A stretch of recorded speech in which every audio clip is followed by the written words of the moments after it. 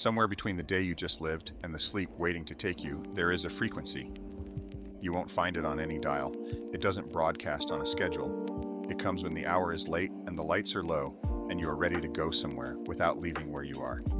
This is the midnight frequency. What follows are radio dramas, some set in the smoky, rain-soaked world of the old golden age, where private detectives walked dark streets and every shadow had a secret. Some take place closer to now, some venture further out, into times and places that haven't happened yet. All of them are original stories, written in the spirit of the programs that once kept the whole country listening in the dark.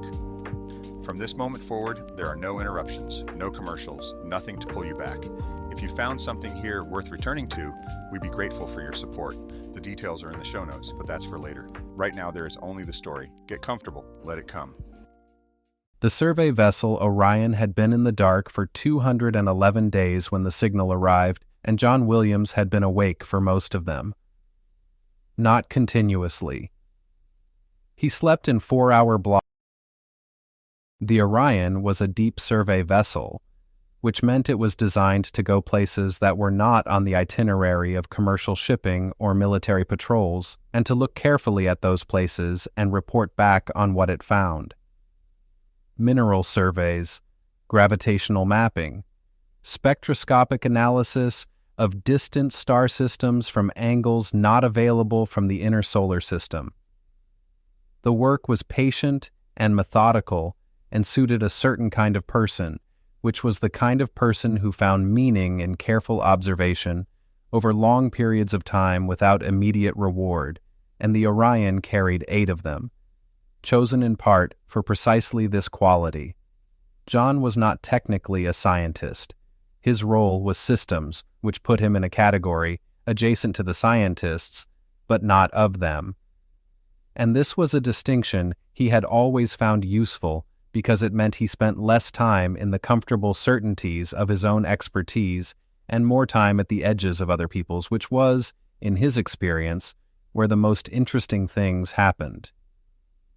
He knew enough mathematics to follow a conversation, and enough physics to understand what the survey arrays were measuring, and enough biology to know that the things living things did to sustain themselves were not so different.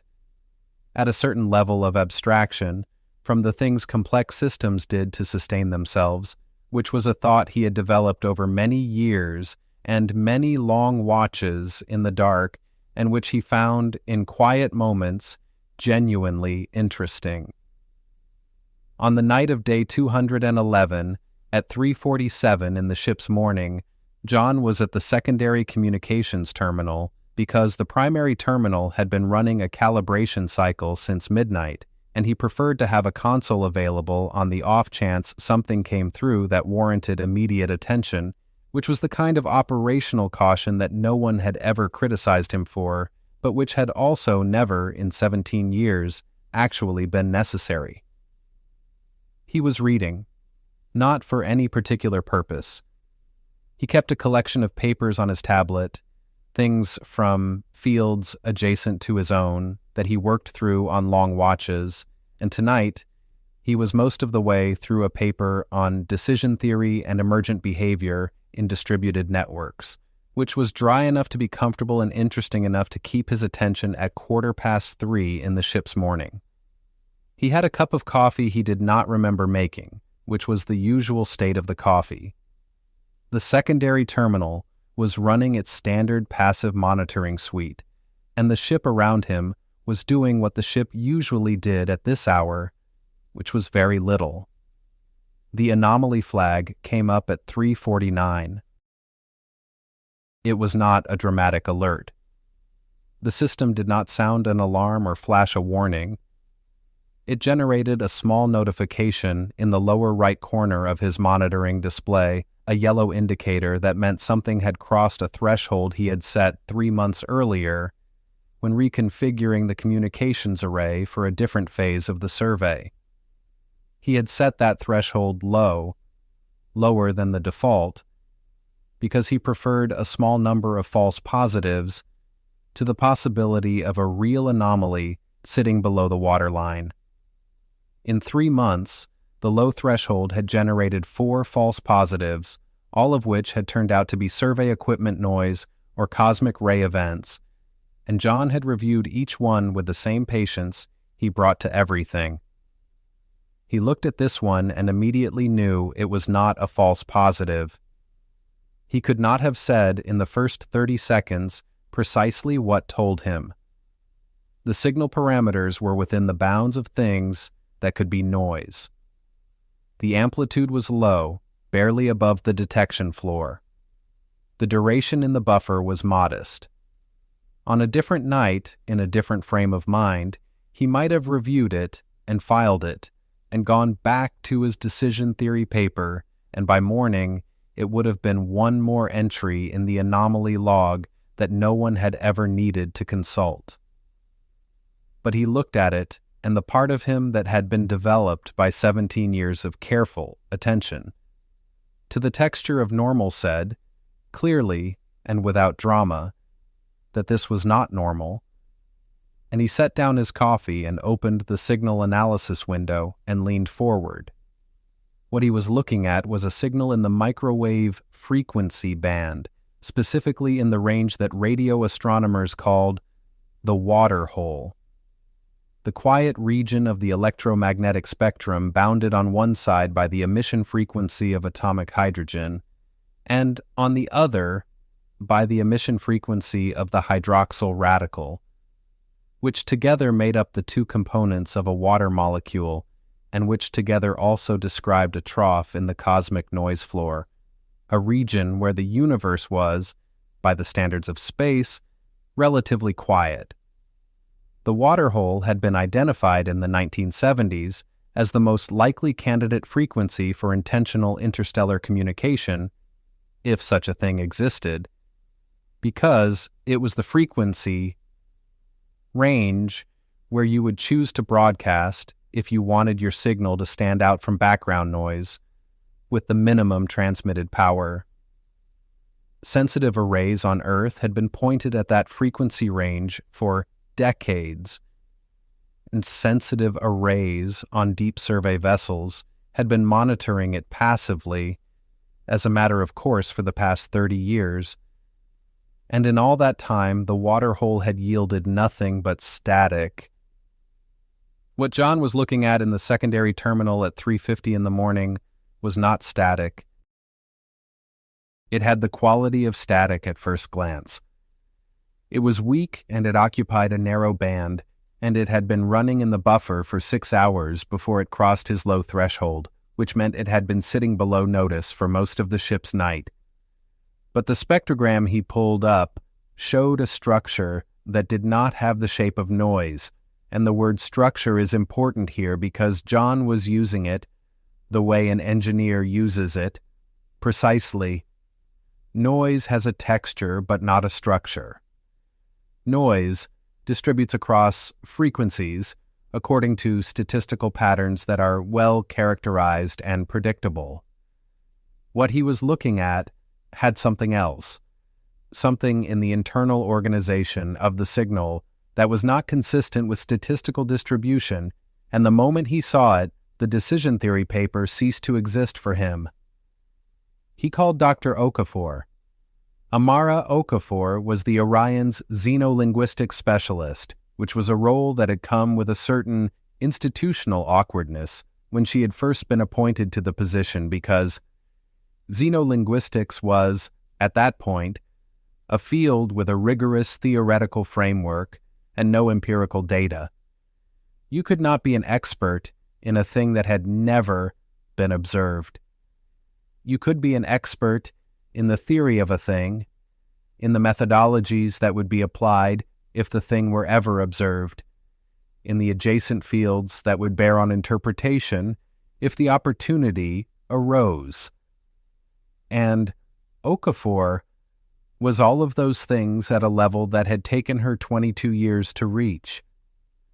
She had a doctorate in comparative linguistics, a second doctorate in information theory, and had spent a decade building formal frameworks for the problem of language contact under conditions of zero shared prior context, which was the academic version of figuring out how you would talk to something that had never heard a human voice and whose cognitive architecture you could not assume. She had published papers that were read by a small community of people who took the question seriously, and a somewhat larger community of people who found the question interesting, but thought the answer was probably moot. She'd been on 3 deep survey missions before this one, each time as the person who would handle the linguistics if anything linguistic happened. Nothing ever had. She answered his call on the 3rd ring, which was fast for someone pulled from sleep. He told her what he was looking at and what specifically in the spectrogram had made him call rather than log and review in the morning. She told him she would be there in 10 minutes, which turned out to be 12, and when she arrived in the secondary comms bay, she was wearing a jacket over her sleep clothes and carrying her own tablet, and had the focused, inward expression he had learned over 11 months to read as Okafor, processing something she was not yet ready to say out loud. She looked at the spectrogram for 45 seconds without speaking. Then she said, "Get Torres." Dr. Elena Torres was the ship's mathematician, and her relationship to sleep was, in John's observation, similar to her relationship to most interpersonal conventions, which was to say nominal. She kept irregular hours that bore no obvious relationship to the ship's day cycle, and had once slept through an impact alarm that had brought the rest of the crew to their emergency stations in under 90 seconds. She arrived in the comms bay 17 minutes after John's call, which was faster than it should have been given, that her quarters were the furthest from the communications section, and when she looked at the spectrogram, she sat down without being invited and asked for raw signal data in a format she specified precisely, which suggested she had been thinking about this during the 17 minutes it had taken her to get there. For the next 4 hours, very little was said. Torres worked through the raw data with a concentration that was visible as a kind of physical stillness, her hands moving across the console in short, efficient bursts and then going quiet again while she looked at what she had produced, then moving again. Okafor read, pulling up papers from her reference library and reading them with the speed of someone who had read most of them before and was now looking for specific things. John monitored the ongoing signal feed and the ship's systems and made coffee at intervals and watched them work and felt the particular quality of quiet that settles into a space where serious people are engaged with a serious problem, the specific silence of attention. At 7:18, Torres said, "First layer." She put it on the main display. What she had done was separate the carrier wave from the modulated signal embedded within it, which required a set of mathematical operations that John understood in principle, but could not have executed himself. And what the separation revealed was a sequence, not a repeating oscillation, not the smooth periodicity of a mechanical or natural source. A sequence with internal organization, with what Torres had already expressed in her notation as a hierarchical structure. Patterns nested inside larger patterns, the characteristic signature of something that had been deliberately composed rather than generated by a physical process. She had plotted the pulse intervals against each other on a 2-dimensional grid, and what the grid showed was a series of groupings. Short pulses and long pulses, arranged in clusters. The clusters were separated by consistent silence intervals. Within each cluster, the ratio of short to long pulses followed a pattern that Torres had already worked out, and when she applied that pattern to the sequence of clusters, the result was a count. 1, 2, 3, 4, 5, 6, 7. Not in those symbols, not in any human numeral system, in pure relational structure, in the length and arrangement of silences and pulses that together expressed quantity the way quantity exists independent of any symbolic system for representing it, the way there is a real difference between one object and two objects that does not require any particular notation to be true. The count continued. 8, 9, 10, 11. At 11, Torres paused. "Prime," Okafor said. "Keep watching," Torres said. 13, 17, 19, 23. The sequence was the prime numbers, not the first prime, which is 2, and not in any order designed to lead up to a reveal. It opened with 2, and stepped through the primes in order, patient and unambiguous, a sequence with one property that distinguished it from every other sequence of numbers. No prime can be generated by multiplying smaller numbers together. Primes were atomic, indivisible. They were what remained when you stripped away everything that could be reduced. Any mind that had developed the concept of number, anywhere in the universe, would eventually encounter the primes. They were not a human invention. They were a feature of the mathematical structure of reality that was true regardless of who discovered it, regardless of what base system they counted in, regardless of what their arithmetic notation looked like. If you wanted to send a message that any mathematically capable mind could recognize as deliberate and not accidental, as signal and not noise, you sent the primes. The room was very quiet when Torres finished her explanation. John was aware in the back of his mind that he should be contacting the captain.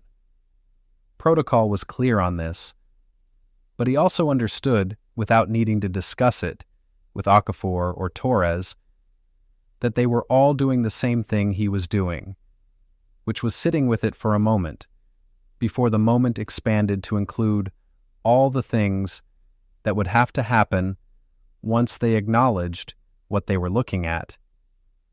Because what they were looking at was the prime numbers, transmitted on humanity's preferred listening frequency, arriving from a direction that the nav overlay marked as a patch of sky between Aquila and Serpens Cauda, where there was no known stellar object at close range, no survey target, nothing the mission manifest had marked as worth pointing an antenna at. Arriving from somewhere, from something, that had chosen this frequency and this mathematical content, with apparent knowledge of their significance. "How long has it been running?" Okafor asked. Her voice was even. "The buffer shows 6 hours before it crossed the alert threshold," John said. "But that threshold was set conservatively. At the signal's amplitude, it could have been running for significantly longer and simply accumulated below the floor." He ran the back calculation. Best estimate is the signal has been present for at least 9 hours, possibly longer if it started even weaker and built. Okafor nodded. She did not say anything for a moment, then she said, "The sequence continues past what's on the display." "The signal is still running," Torres said. "The prime sequence ended at cluster 43, which is the prime number 191, and then there was a significant pause interval, and then the signal resumed with a different structure." "Show me." Torres put the next section on the display. What followed the prime sequence was something that Torres had already begun to analyze, and which Okafor recognized from a different direction at almost the same moment. It was arithmetic, not in symbols, not in any notation that assumed a shared symbolic vocabulary. In relationships between quantities that had already been established in the prime sequence. If you took the pulse grouping that represented 3 and placed it alongside the pulse grouping that represented 4, and then paused, and then showed the pulse grouping that represented 12, you were not saying 3 plus 4 equals 12. You were showing a relationship. And if you repeated that structure with different groupings, always showing 2 input quantities and a result, always with the same relationship between them, you were teaching something. You were showing what multiplication was by example, not by definition, trusting the recipient to extract the pattern from the instances. 3 times 4 is 12. 5 times 6 is 30. 7 times 8 is 56. 2 times 13 is 26. The examples continued, varying the inputs, never repeating a pair, occasionally using primes in ways that demonstrated their property of only being divisible by themselves, and 1, building a vocabulary of mathematical operation through pure demonstration. "They're teaching us mathematics," Okafor said. "Or rather, they're demonstrating mathematics. Establishing that they understand it. Establishing a shared reference frame." She was leaning forward, her elbows on the console, looking at the display with the focused intensity she brought to things she found important. The prime sequence was authentication. This is lesson 1. John called the captain at 8 in the morning. Captain Reyes arrived in the comms bay 4 minutes later, dressed and composed in the way she was always dressed and composed, which John had observed was not an affectation, but a genuine baseline, a person for whom the external presentation of steadiness was not a performance, but an accurate reflection of the internal state. She looked at the display for a long time without asking questions, which was also characteristic, and then she asked 3 of them in sequence, each one following from the previous, the way her questions always worked, and Torres and Okafor answered them. And then she sat down and was quiet for a moment. And then she said, "I'll notify the survey authority. Okafor, I want a written assessment within 48 hours. Torres, I want everything you can extract from the signal structure. John, I want continuous monitoring and nothing unrelated to this occupying your attention until further notice." She paused. "The rest of the crew gets told today. All of them, completely. I'm not managing information on this ship." She looked at each of them. "Any questions from any of you that bear on what we do in the next 48 hours? There was one. It was Okafor who asked it because she had been working toward it for the past hour and was now ready to say it. "The signal has a source," she said. "It's not a broadcast aimed at no one. The angular data shows a point source, not a star, not a known object. Something at a distance I haven't fully calculated yet, but within a range that is reachable and moving." The word moving landed in the room the way certain words land. "How moving?" Captain Reyes asked. Okafor pulled up the tracking data she had been compiling while Torres worked the signal analysis. The source had a measurable parallax shift across the buffer period, which meant it was close enough that its position against the background stars changed as the Orion moved through its own course, and the rate of that shift allowed a rough distance estimate. She had also been watching the frequency of the signal itself with the kind of attention that the Doppler effect rewarded, because a signal from a moving source was shifted slightly in frequency depending on whether the source was moving toward or away from the receiver. And the direction and magnitude of that shift told you both. "It's moving toward us," she said, "at approximately 1/4% of the speed of light, and it is decelerating." The deceleration was what mattered most, and everyone in the room understood why before Okafor said it. A rock moved. A fragment of something moved. A comet moved. None of those things decelerated, because deceleration required thrust, and thrust required an engine, and an engine required someone to have built it, and someone to be operating it. "Estimated intercept?" Reyes asked. Torres did the arithmetic in her head, which was the way Torres did most arithmetic. At current deceleration, extrapolated consistently, approximately 41 days until it reaches close approach. The deceleration profile implies it intends to stop at a specific distance rather than pass through. What distance? I'll need more data to refine that. But based on the rate, something in the range of a light second. Roughly 300,000 kilometers. 300,000 kilometers was far enough to see and close enough to have a conversation, given the signal quality they were already receiving. It was not on top of them. It was the distance of someone who approached a stranger's door and stopped at the gate, rather than walking up the path uninvited. The crew meeting that morning was one of the stranger experiences of John's professional life, not because of what was said, but because of how 8 people absorbed a single piece of information in 8 different ways simultaneously. He had been present at serious meetings in his career, briefings where the information being conveyed was significant and the stakes were real.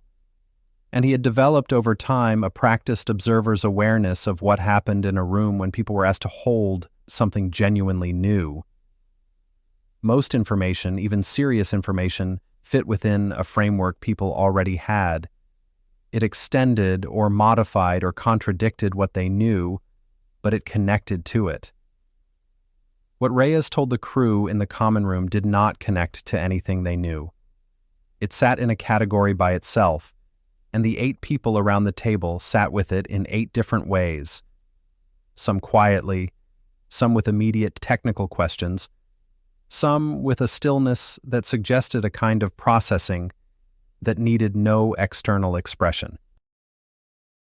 The survey authority's response to the captain's notification arrived 11 hours later. It confirmed receipt. It indicated that a specialist advisory team was being assembled. It said the crew should continue monitoring and not transmit toward the source until further guidance was received. Okafor read this last instruction and looked at John with an expression that conveyed, without requiring any words, that she understood the authorities' caution, and also that 41 days was not an infinite amount of time, and that building the tools for communication was not the same as using them. She began building the tools. The first step was establishing a complete map of the signal's encoding system, which Torres worked on with the same focused patience she brought to all mathematical problems, and which took 4 days of analysis before she was confident she understood the structure well enough to describe it precisely. The system was elegant in the way that good engineering was elegant, which was to say it did exactly what it needed to do with nothing unnecessary. Pulse intervals conveyed quantity. Silence intervals conveyed separation and relationship. A small set of structural patterns at the beginning of each new section served as contextual markers, the way a paragraph break in written language signals a shift in topic. Within those constraints, the system could express, as Torres demonstrated with increasing fluency, anything that could be expressed in mathematics. On day 5, after first contact, the signal entered a new layer. The arithmetic had continued to build through day 4, adding operations, demonstrating properties, establishing with patient repetition a shared vocabulary of mathematical relationship. Day 5 brought geometry, and the way it brought geometry was, John thought, instructive in itself. Not visual geometry, not diagrams. The geometry arrived as numerical relationships between quantities, expressing angles as ratios, expressing spatial relationships through the language of dimensions and proportions already established in the arithmetic layer. A right angle was not shown, it was described. A relationship between 2 lines such that a specific numerical ratio held between the squares of their lengths and the square of the length that connected their ends. "It's a curriculum," Okafor said on day 6. Not a message, a curriculum. The distinction was important. A message assumed the recipient already had the tools to receive it. A curriculum began by creating the tools, layer by layer, before it needed to use them. What was being transmitted was not a communication so much as a preparation for communication, a patient construction of shared reference from the most fundamental levels upward, trusting nothing and assuming nothing, except that the recipient was the kind of mind that could recognize and learn from structured information. On day 7, the signal introduced the universal physical constants. Pi arrived first, expressed not as any numerical approximation, but as a geometric relationship. The mathematical constant, known as Euler's number, followed. Then, the speed of light, expressed as a ratio between a distance and a time, using units that had been built from physical relationships rather than arbitrary human conventions, anchored to the fixed properties of electromagnetic radiation itself. These were not human units. They were measurements defined by the universe, the kind of measurements that any civilization capable of physics would eventually derive independently, because they were grounded not in human decision, but in the structure of reality. They've thought about this very carefully, Okafor said. Every choice in this curriculum is a choice to use only things that are verifiable independently. Nothing is assumed. Nothing is borrowed from a shared history that might not be shared. Every concept introduced is introduced through its relationship to things already established. It's a linguistic bootstrap sequence, and it's better than anything any human xenolinguistics team has ever formally proposed. How many human xenolinguistics teams have proposed one? John asked. 17 that I know of, including 2 I was involved in. She looked at the display. This is better. On day 9, John took his tracking data to Torres and asked her to run a refined analysis of the source object's physical parameters. They had 10 days of observation. John thought about this for the rest of that day and well into the night. He thought about what it implied about the signal curriculum, which was already extraordinary, and which took on an additional dimension if the senders were a coalition of different minds, who had needed at some point to solve the problem of communicating across biological difference themselves. The curriculum was good because it had been developed by entities who knew what they were doing. They knew what they were doing because they had done it before. They had done it before because the coalition that built this vessel had not always been a coalition. Somewhere in its history, there had been a first meeting. Someone had been in the position the Orion was in now, and someone had been on the other end of the signal, and whatever had happened between them had led, across a span of time John could not estimate, to 4 species sharing one hull and pointing it at a single species survey vessel in the dark between stars. The signal was now in the physics layer, which was moving faster than the earlier layers had moved, and Okafor interpreted this acceleration as evidence that the curriculum was calibrating itself in real time to some estimate of the recipient's comprehension. It was not transmitting at a fixed pace. It was transmitting at a pace that accounted for the time it would take a sophisticated recipient to absorb and verify each layer. They know something about us, Torres said. They know we're here, Okafor said. They know roughly how large we are, from the same passive sensing we've been doing on them.